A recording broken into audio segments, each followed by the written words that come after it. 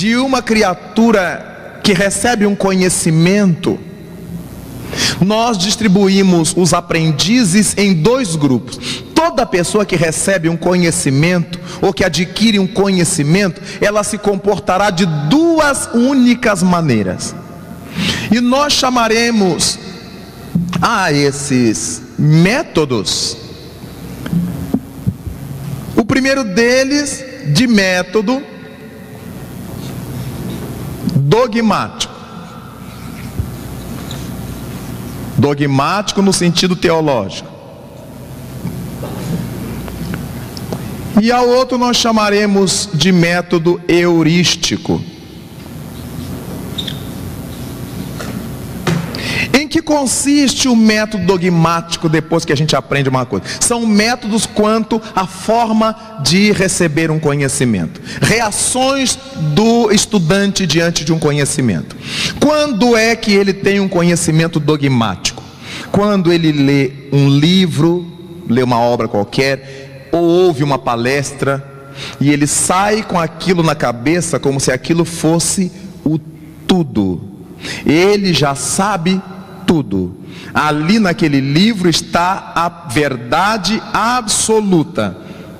Naquela palestra que ele ouviu está a verdade absoluta.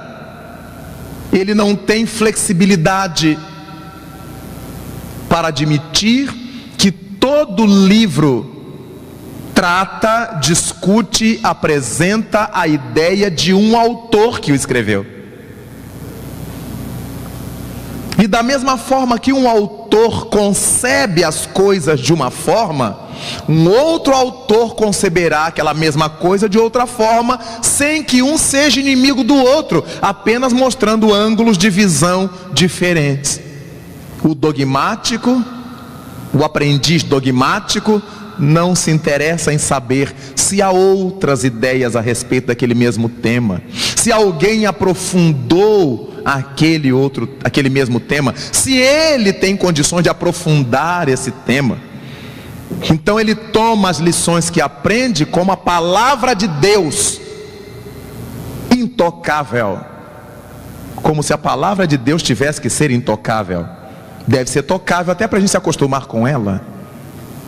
Então, a postura de muitos de nós tem sido dogmática.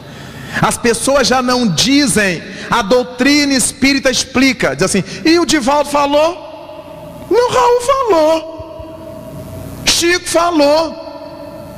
Critério da autoridade que o Maurício estudou hoje. Mas qual é o problema?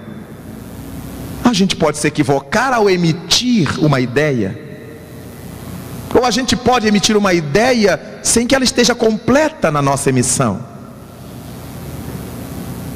ou a gente pode emitir uma ideia segundo determinada vertente, determinada interpretação. Então a criatura que estuda, cabe refletir sobre o que está estudando. Quando a gente está lendo um livro, nós estamos estabelecendo um diálogo com o autor do livro. A gente discute com o autor do livro. Quando eu digo a gente discute, não é a gente discorda, a gente discute, a gente propõe perguntas ao autor do livro. A minha cabeça está trabalhando. E desse modo, nós nos tornamos heurísticos. A postura heurística por parte de quem estuda é a postura de quem quer sempre saber um pouco mais. Os conhecimentos não se esgotaram naquele livro, os conhecimentos não se esgotaram naquela palestra, os conhecimentos não se esgotaram naquela dinâmica de grupo. O euriskai significa descobrir, e a heurística é a ciência da descoberta. A proposta da doutrina espírita é heurística. Instruí-vos, eis o segundo mandamento. Todas as coisas que a gente estuda na doutrina espírita é para que elas trabalhem na nossa cabeça, é para que eu infira coisas dela, é para que eu tire consequências delas. não são para que eu engula-as inteiras. Foi Raul que falou, foi Divaldo que falou, foi Chico que falou. Porque nós não somos autoridades absolutas, nós somos pregadores de uma mensagem. Não somos donos de nenhuma verdade. Somos expositores das propostas espíritas. Então ninguém tem que afrontar o outro usando-nos como documentos. Fulano falou, problema do fulano, mas se estiver errado, está errado. Se não estiver completo, não está. Pode ter sido dito por quem for. Essa não é uma postura de agressividade, é uma postura de lucidez heurística, em que eu não estou descrendo do Divaldo, do Chico, do Raul Teixeira, do Maurício, do quem for. Eu estou dizendo que o que eles estão falando não é o tudo. E isso já deveria ser ponto pacífico para todos nós. Quem é que consegue falar o tudo de alguma coisa? De modo que no campo da nossa aprendizagem, dos nossos estudos, nós estamos muito defasados.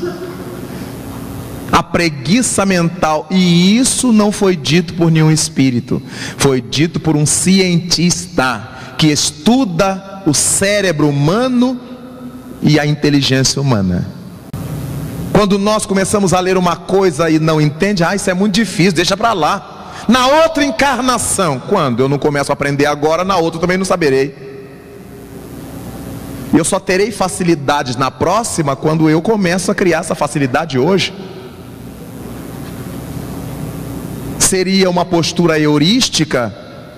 Puxa, ele está falando de uma coisa que eu nunca ouvi dizer. Vou procurar uma obra que trate disso, depois eu volto a ler isto aqui, que eu quero desvendar. E é esse desafio aceito por nós, é esse desafio heurístico de nós irmos à cata de referências, de aprendizagem, de aclaramentos, que vai fazendo com que amadureçam nossos neurônios.